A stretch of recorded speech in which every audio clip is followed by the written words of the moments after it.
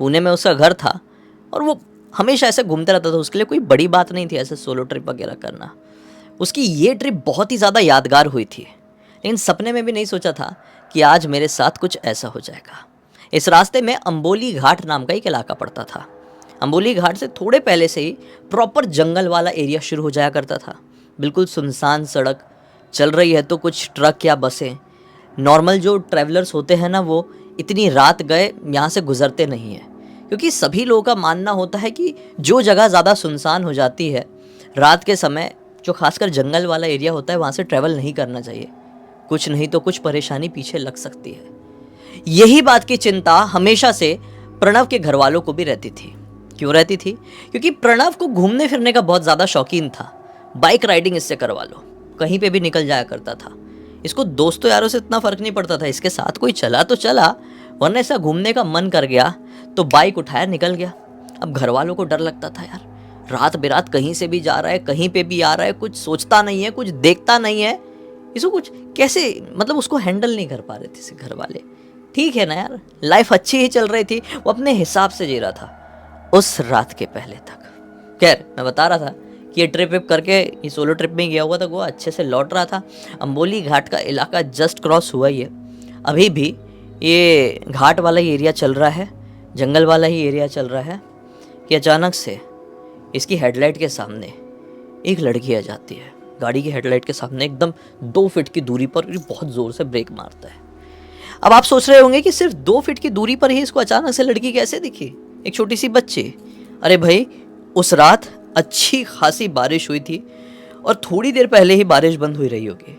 और कभी कभी ऐसा होता है, जब ज़्यादा बारिश हो जाए तो बहुत ज़्यादा धुंध या फिर कोहरा छा जाता है। कई बार ऐसा होता है और घाटी एरिया में तो ऐसा लगता है कि बादल आसमान से नीचे उतर कर आ गए, ऐसा माहौल होता है।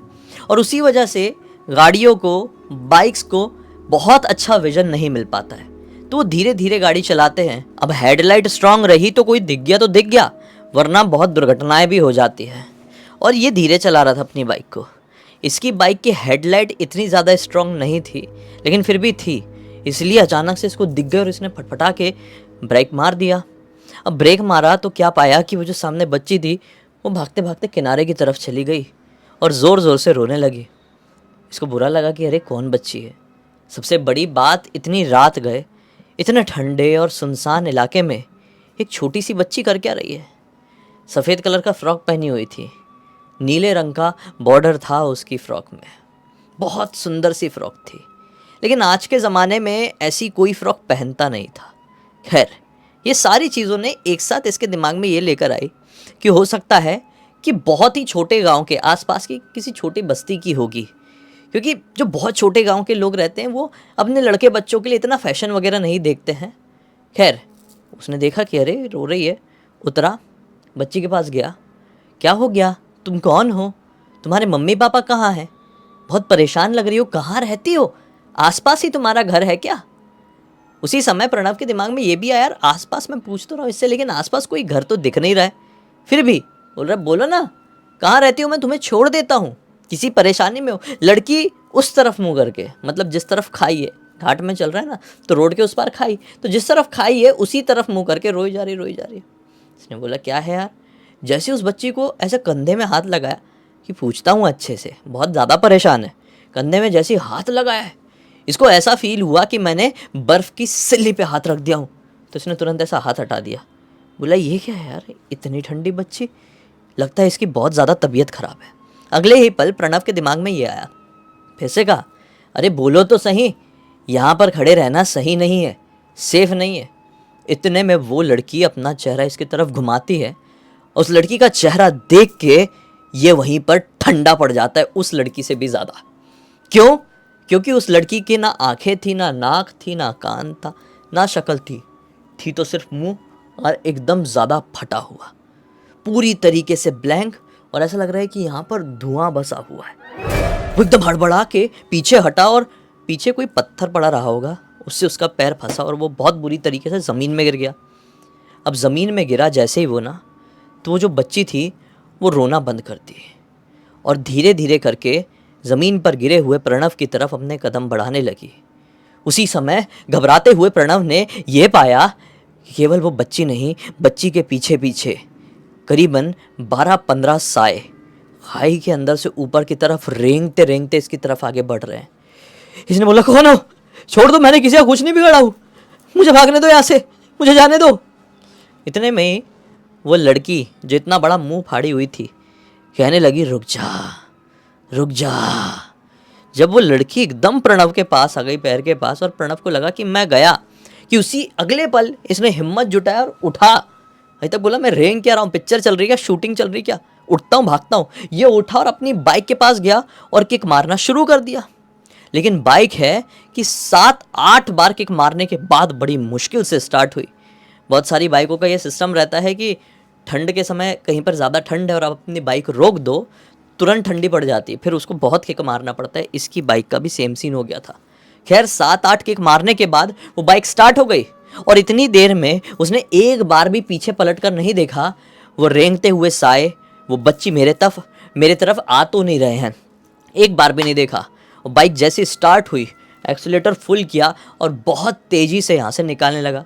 सोचा कि अब चाहे खाई आए या फिर आगे से कोई ट्रक, खाई में गिरना और ट्रक से टक्कर खाना तो इनके हाथों से मरने से ज़्यादा बेहतर है। ये बहुत तेज़ बाइक अपनी भगा लिया। उसके अगले पल ही ये मुश्किल से 200 मीटर आगे बढ़ा होगा। हाँ, इसको ये फील होता है कि साला मेरे पीछे कोई बैठा हुआ है। इसका दिमाग ही ख़राब। ये अपना रियर व्यू मिरर, मतलब जो साइड मिरर होता है ना बाइक्स में, उसको सेट करता है और पीछे क्या दिखता है, इसके पीछे वही लड़की बैठी हुई है। अरे भाई, इसकी बाइक का इतनी बुरी तरीके से बैलेंस बिगड़ा है कि ये ब्रेक मारा, बैलेंस बिगड़ा और ये बहुत गंदी तरीके से स्किड खाते हुए किस्मत से खाई की तरफ नहीं गया, लेफ़्ट तरफ जहाँ ये चल रहा था उसके लेफ़्ट तरफ पेड़ वेड़ लगे हुए थे, वहाँ पे जाके इसकी बाइक घुस गई। और जैसे ये गिरा, किस्मत से बेहोश वेहोश नहीं हुआ। आगे पीछे देखा, अपने सेंसेस में आया, कोई लड़की नहीं है, कुछ नहीं है। और इतने में सामने से एक ट्रक भी आया। ट्रक की हेडलाइट जल रही थी।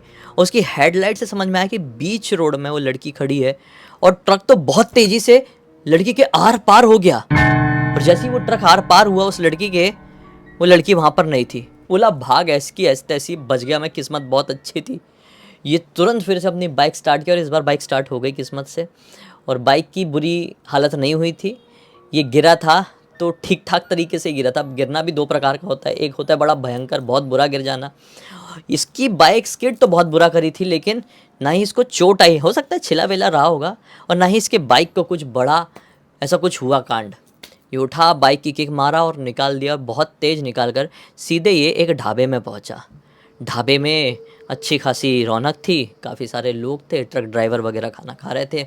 ये वहाँ पर रुक के चाय वाय पिया, थोड़ा शांत हुआ, मुंह थोड़ा धोया पोछा, बोला अब निकलता हूँ नॉन स्टॉप। अपने घर पर पहुँचा। अपने घर पर आया तो घर पे सारे लोग सो रहे थे। सोचा कि अब मैं भी सो जाता हूँ भाई, बहुत घबराहट हो रही है। ये अपने कमरे में गया डायरेक्टली, इसके पास घर की एक एक्स्ट्रा चाबी थी।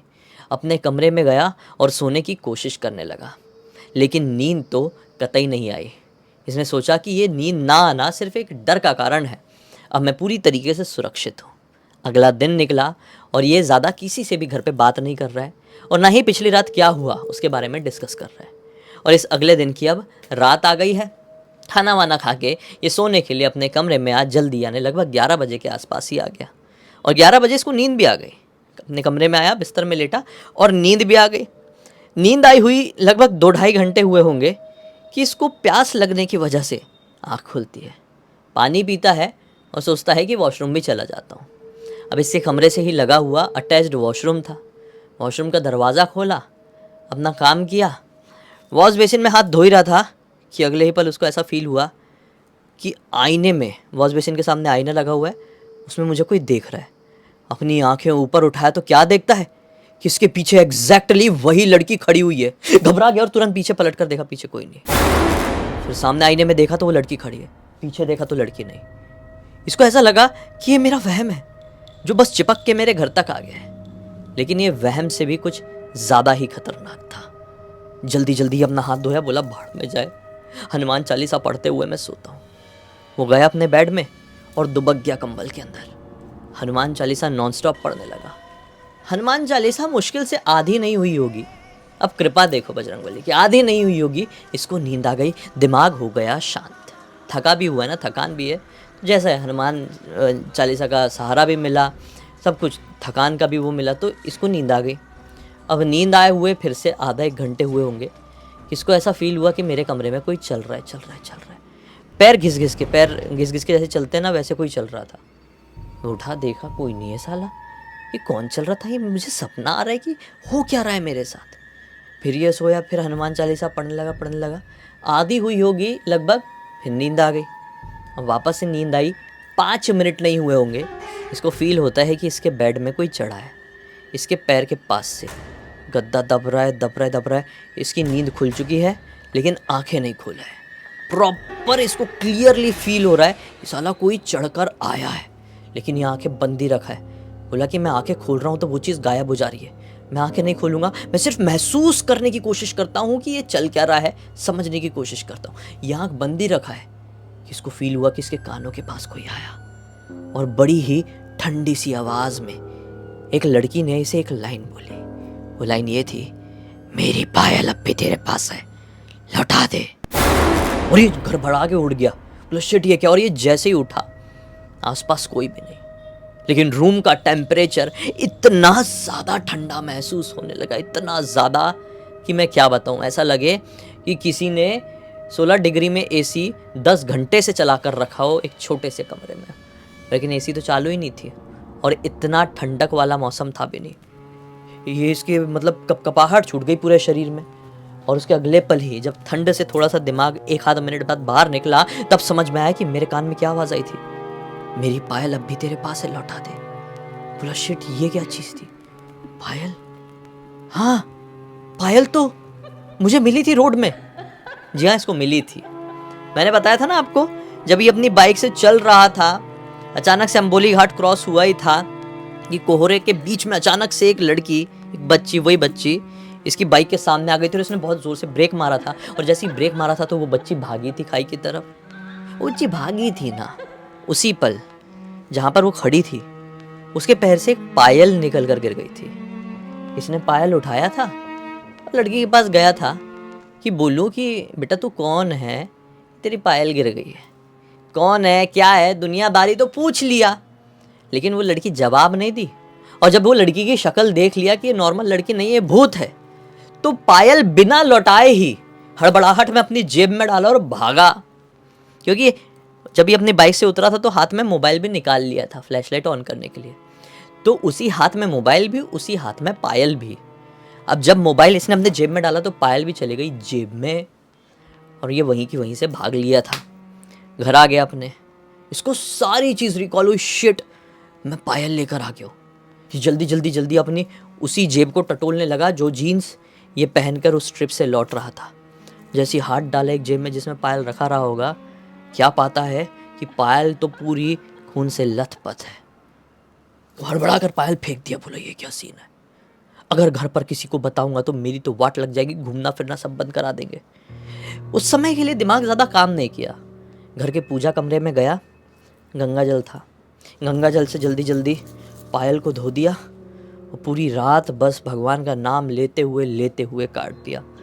जैसे ही अगला दिन निकला, वो घर वालों को कुछ नहीं बोला, बोला कि मैं किसी से मिलने के लिए जा रहा हूँ, इम्पोर्टेंट काम के चलते। वो पायल को लिया और बाइक चलाते चलाते बैक टू उसी लोकेशन में पहुँचा। दिन के वक्त था जहाँ पर इसको उस रात वो लड़की मिली थी, जिस खाई के किनारे वो लड़की खड़ी थी, उस पॉइंट में पहुँचा, थोड़ा सा गड्ढा खोदा, वो पायल को उसमें गाड़ दिया, हाथ जोड़कर बोला कि मैंने आपकी चीज़ जो भी मेरे साथ गलती से चली गई थी लौटा दिया हूँ, मेरा पीछा छोड़ दीजिए, मेरी किसी भी प्रकार से आपको परेशान करने की या नुकसान पहुँचाने की कोई भी मंशा नहीं थी, मुझे माफ़ कर दीजिए, जाने अनजाने में कोई गलती हुई होगी तो।